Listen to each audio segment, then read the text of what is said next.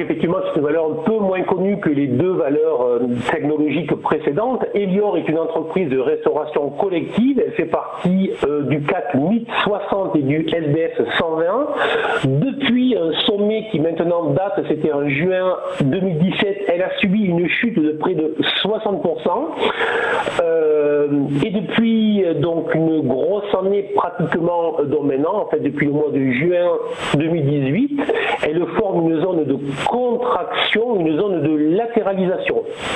Ce matin, elle est relativement stable puisqu'elle perd 0,09%, mais ce que l'on va constater sur le graphique que vous avez mis à l'écran, c'est que la valeur a essayé hier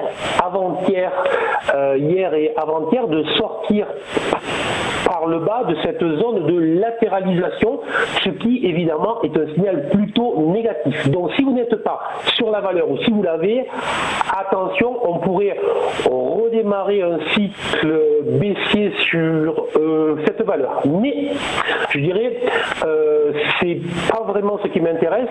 Ce qui m'intéresse, c'est de regarder justement si le fait de s'inscrire sous ce niveau support ne va pas attirer les acheteurs. Donc, très clairement, je vais surveiller sur les prochaines séances une clôture éventuelle au-dessus des 11,35.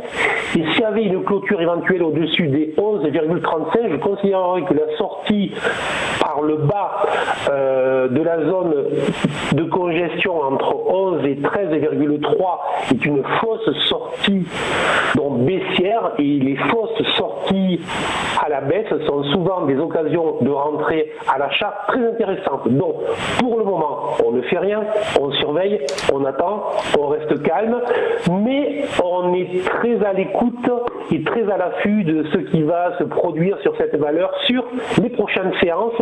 Signal donc potentiel à l'achat au-dessus des 11,35 pour une valeur de retournement donc à très long terme.